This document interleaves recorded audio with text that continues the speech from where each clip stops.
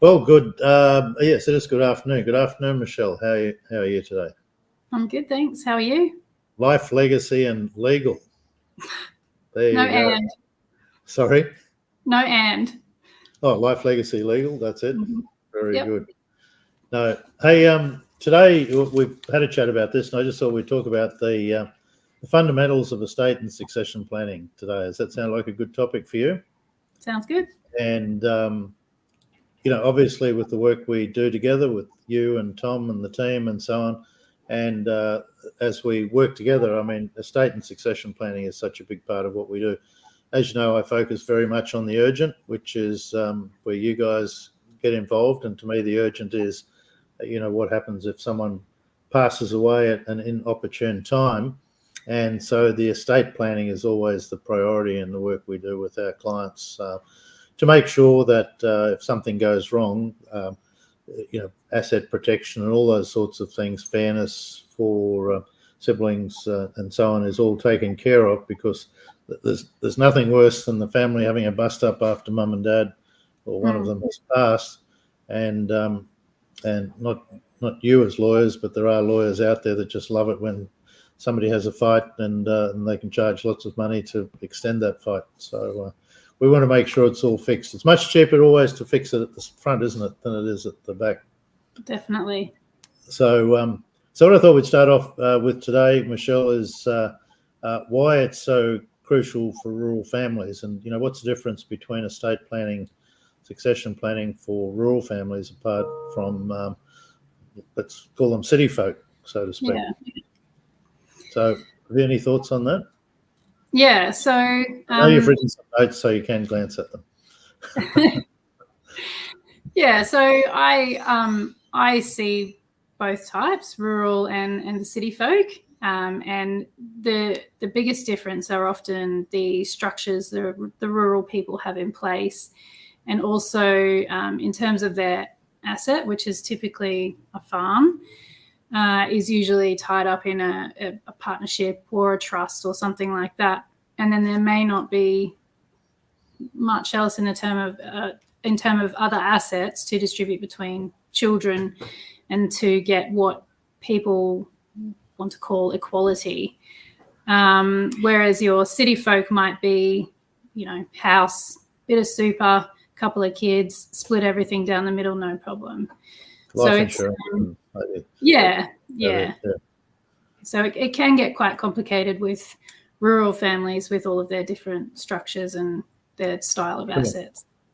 Sure, and hopefully with the rural families too, the land is owned in one entity, the business is owned in another entity, and we hope for that when we meet people, but sometimes it's all owned together, which makes it even more difficult from, certainly from a succession planning point of view. But you're absolutely right. There's more structures and so on involved usually with rural families, and sometimes they've grown a bit like Topsy as well. They might have bought the first property, might have been in mum or dad's name. The second property after they get married then is in joint names, and then the third property, finally someone's given them some good advice and they bought it in a family trust or a company or something like that. So, but one of the things too, what's crucial certainly for rural families is, and we've touched on this already, is it's really about ensuring family harmony, isn't it? Excuse me, with all families, but certainly with rural families, is making sure that that old adage of being fair,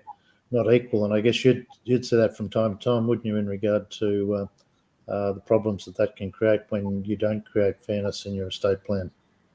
Yeah, definitely.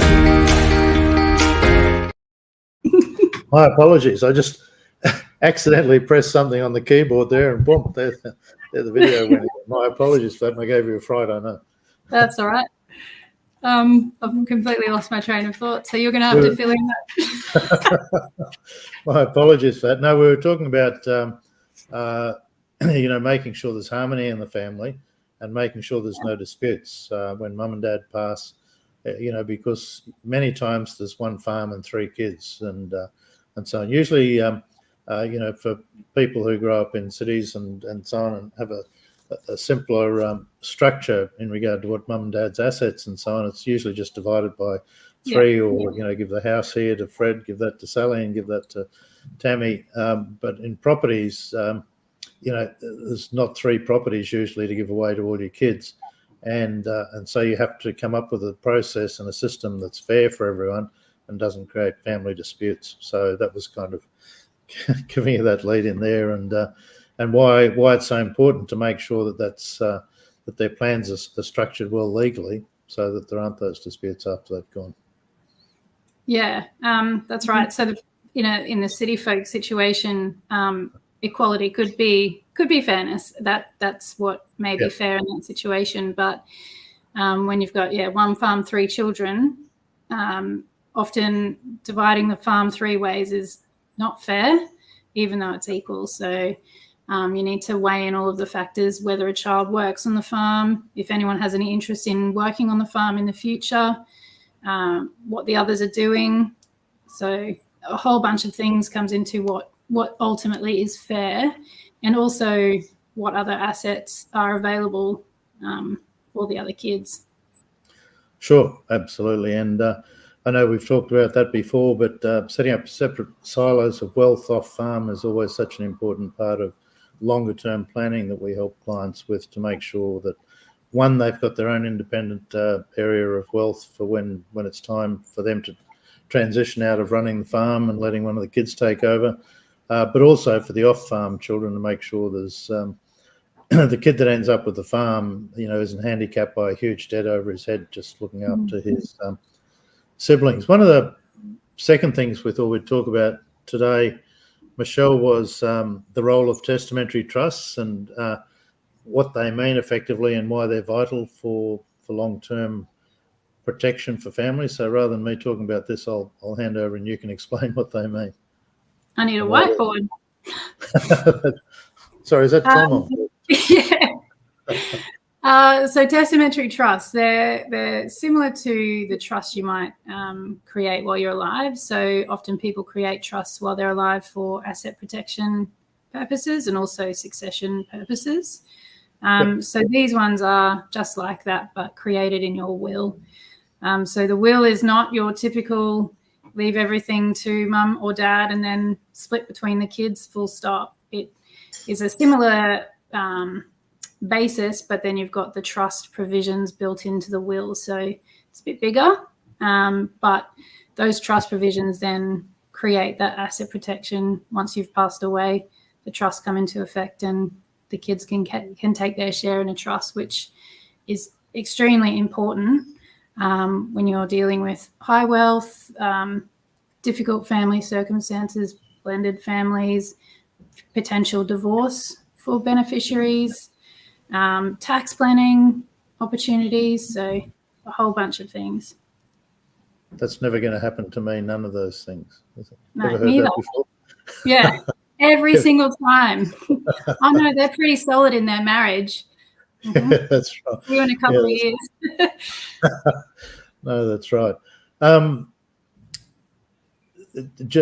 testamentary trust will is not something you're going to get if you go to the newsagent. Is that fair? People that go and buy the news. Actually, I met a new client the other day, and they said, "Oh, would you like to have a look at our current will?" And I said, "Oh, yeah, I'll take a copy of it and we'll send it on to the team." Anyway, it was 3 pages long, and I thought, "Yep." Yeah. And they were telling me they had testamentary trusts, and I went, "Yep, you haven't got them." So anything you get from the news agency, or if you've only got 2 or 3 pages or 5 pages in your will, there's 99% chance you don't have good asset protection. Is that right?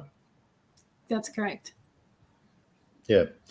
Okay. And the key, one of the things I wrote down here was, to think of a testamentary trust as a protective fence around your family's hard-earned assets, ensuring they stay within the family no matter what life throws at you. I thought that was a good quote I came up with,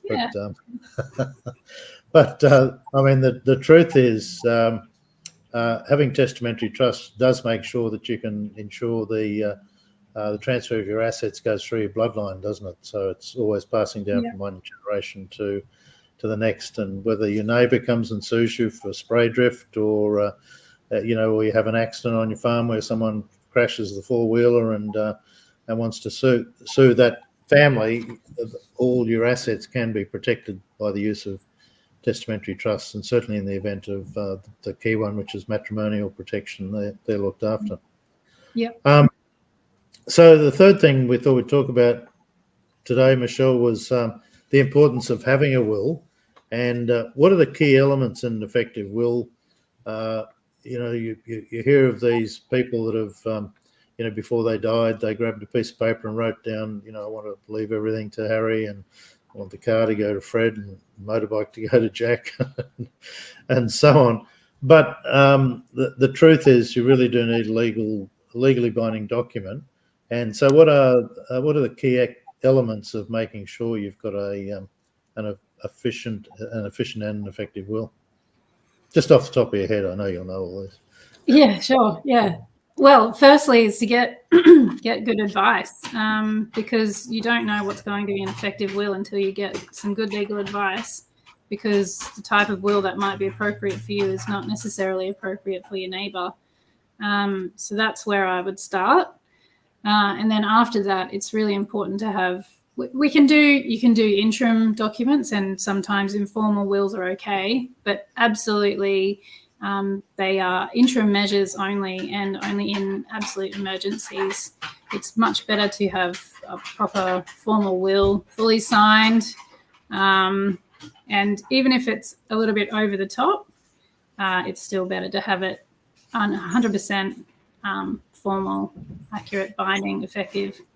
What happens if you don't have a will and you die? But even I sometimes wonder what really happens in situations like that. So assume somebody dies, they're worth $10 million, and they were going to get to a will, but they never got around to it, or they got married. Is that right? Once you get married, your first will is void. Parts of it can be, parts of it. Marriage and divorce can revoke all or part of your will. So best to, if you go through one of those life circumstances, update your documents.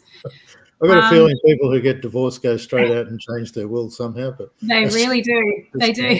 A couple of weeks ago, we separated a couple of weeks ago. Okay, good on you for getting this sorted. What took you so long? Yeah. No, but if you don't have a will when you pass away, then it's dealt with under the rules of intestacy, which means there's a list of your next of kin. They find them, check if they're alive, and then that's potentially who your entire estate will go to. So it might not be the person you want it to go to, and it might not be in the split you want it to be in. Yeah. So. Okay.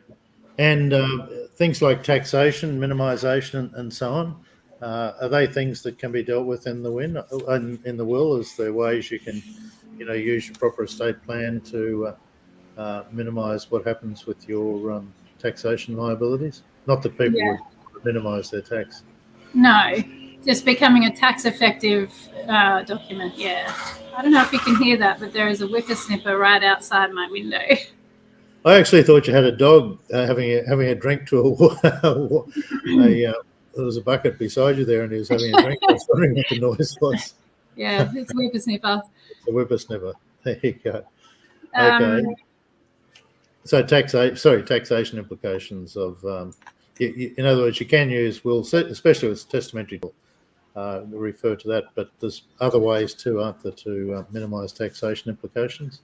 Yeah, when you're dealing with things like superannuation, there can be massive tax consequences if that goes to, for example, an adult child as opposed to a minor child or a spouse. That can make a big difference in the tax outcome.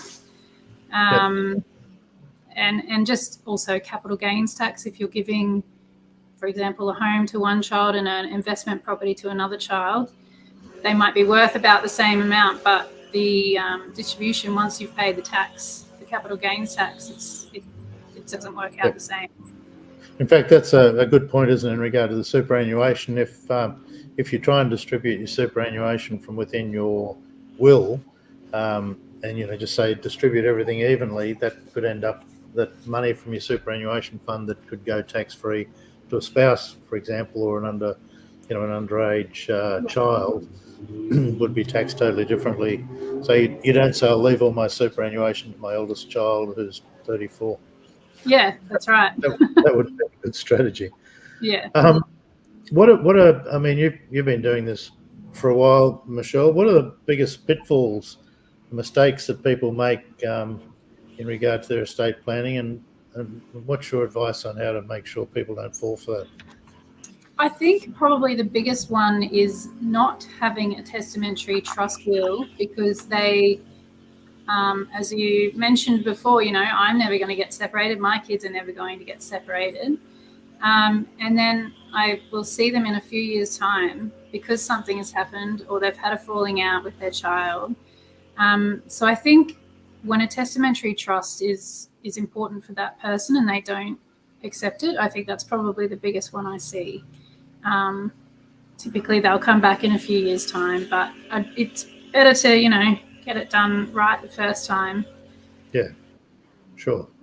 Sure. And people do get divorced, sadly, and it's 1 in 3, and no matter how well your family are brought up, and no matter how well your children are brought up, I mean, it still happens, and it's better to always think an ounce of prevention is way better than $1 million worth of cure, and that's kind of what it's like in the legal industry, isn't it? If you can, even though there's a cost involved in putting stuff in place in the first place, it's way less expensive by about 10 times than it is trying to argue the case when it's too late. Yeah. One of the questions people ask is, why do I need to get this succession planning done properly? What are the key points? So I guess the question is, what sort of different family dynamics and business dynamics really come to mind when you think about, gee, I really, I hope those people come and get their stuff sorted, because it's a landmine waiting to happen. So I'm going to give you a bit of a head start here by saying, blended families, multiple generation families, and so on. They're people that really can hit grief, can't they, if it's not done properly? Do you get a lot of do you see a lot of situations where, and I guess these days more and more with the high divorce rate, people do get remarried and blended families, and that can create some real issues, can't it? Yeah, I see a lot of blended families. It's possibly even more common than not for me for a blended family, and they're particularly unique because if they're giving everything to the other, there's nothing more that needs to be done by that person. And if they choose not to give to the family of the first to pass away, even though they've agreed at the time they made their will, there can be issues with that, or there might not be issues with that. But those are the things that are really important to discuss and find out the options available to you if you're in that situation. And then you make your decision from there. And then it's also really important to review every few years just to make sure it still works for you, because what worked 3 years ago and what you agreed with your spouse at the time might be very different in a few years' time.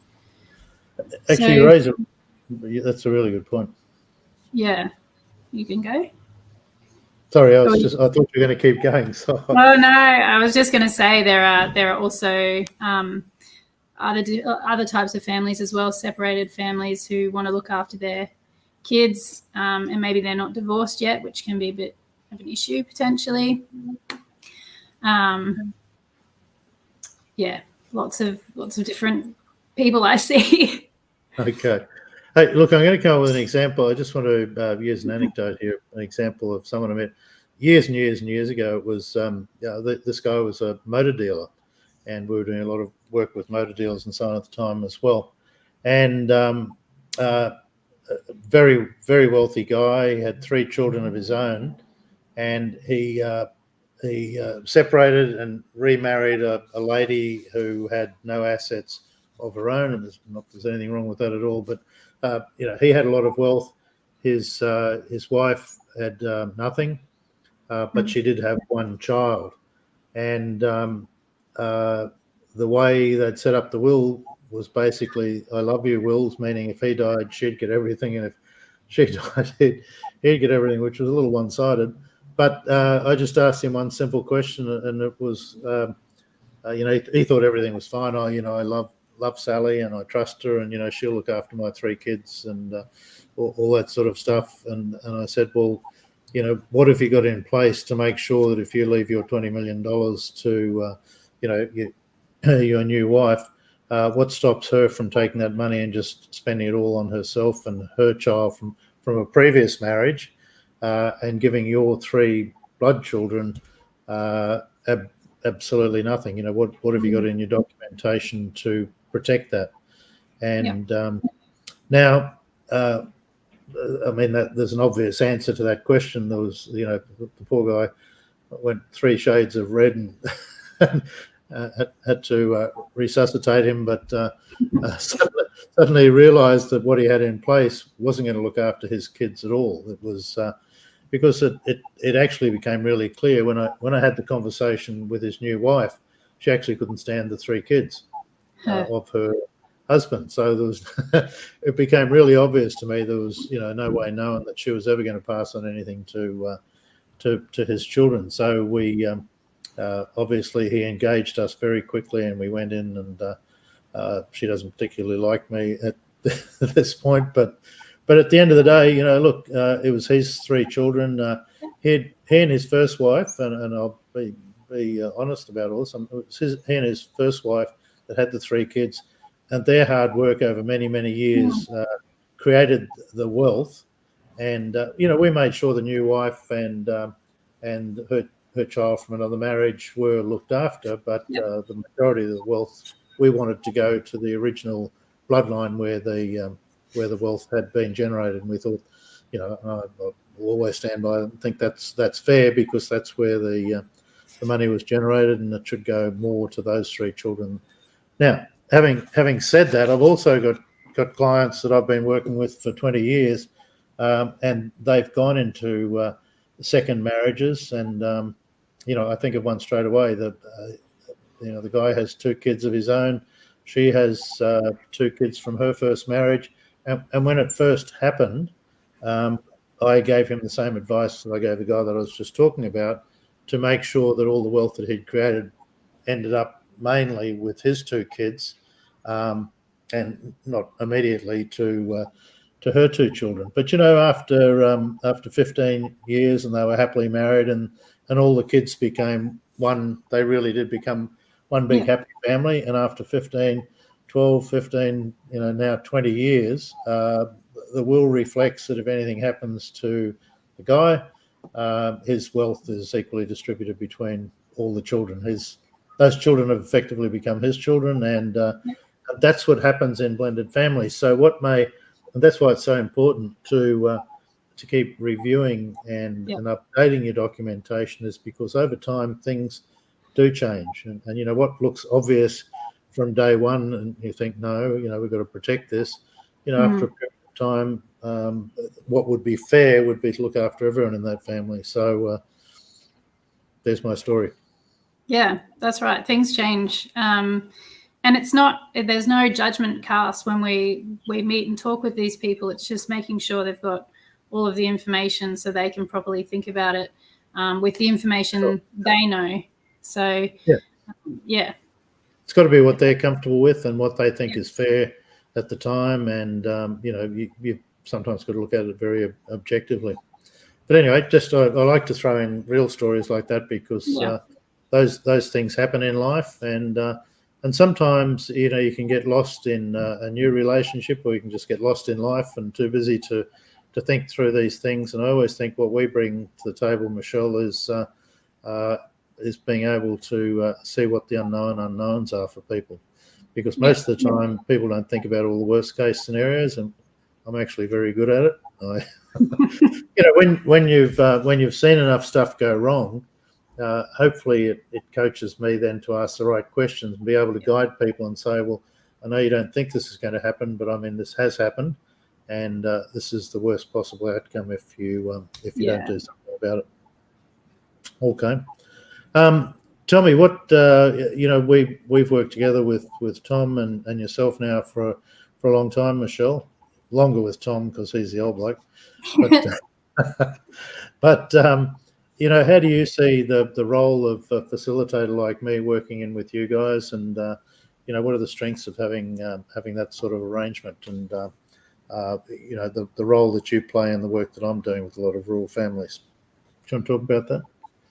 Yeah, well, I think what you give to them before we see them is massive, and they come to us open-minded, open-hearted, and ready to listen. They trust you, so when we give them advice and you can reinforce that advice, I think it brings a level of calm and peace to them, and they can ultimately just be really happy with the outcome they get. And all of these experts helping them through this one journey, typically we get a really good result and some really comfortable people at the end of it. Yeah. No, good, and thank you. I think estate and succession planning really is a team process. I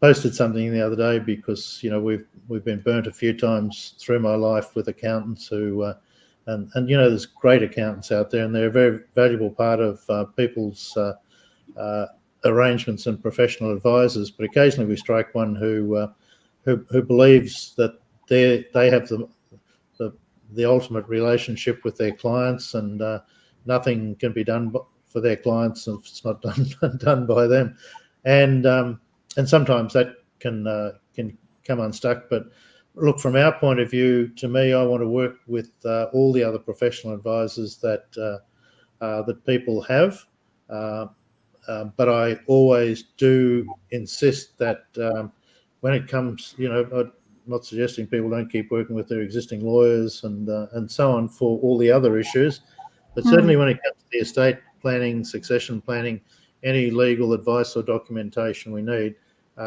we insist on working with specialist professional advisors, people who just do estate and succession planning. So, I refuse to work with clients, GP lawyers, so to speak, and I think, because I need to know that the work that gets done for our clients is going to be a top level job and done by a professional firm that are going to have the right knowledge and the right outcomes. And it comes back once again too to many times you and Tom ask these people questions that they've never thought of, and I think that whole concept of the unknowns is very important part. And I know we're nearly out of time today, Michelle. We could talk for ages, obviously, but I just want to throw out there that we had some we had a client we'd started work with a little while ago, and you included were sitting in all the meetings we had up at your office, you, Tom, and Tracy and I, and we're helping this guy get through getting all his estate and succession planning, initially mostly his estate planning, and he was a little confused in regard to what to do in certain areas, and I just want to say how fragile life is, because we had a meeting with him, and 2 weeks later we got a phone call to say he was in hospital. He had cancer, he had a tumour on the brain, tumour on his lungs, and within about 10 days he was passed away. And you guys pulled everything together, and we made sure that all his wishes were taken care of, and you guys did a fantastic job. And whilst he passed away, and that's sad, and whilst I went to the burial and all those sorts of things, it's funny how people come up even at at the burials and at churches, and they give me a hug and thank me, because without good advice and a good team behind us, and including what you guys were doing, certainly, just especially in his case, it would have left an absolute freaking mess behind. Yeah. And I mean, you're aware of what I'm talking about. And if we hadn't done what we did, it would have been a bloody disaster. 3 kids and their families, and all the relationships in the background. Previous wives and wife and all that sort of stuff. We made sure everything was taken care of. So, I just want to finish by saying, you need to treat this stuff carefully and with great respect, because the people we work with, have estates which are worth a lot of money, and you don't muck around when when you're dealing with significant estates. And I want to thank you guys for everything you did for that guy especially, and their family. Thank you. So anyway, thanks for the chat today, Michelle. Always good to talk with you. And anyone wants to chat directly with Michelle, your details, Michelle, are? My email is Michelle at lifelegacylegal.com.au. Oh, that's great. Have a great day, everyone. And Michelle, thanks for your contribution again today. Thanks, Mark. Get ready for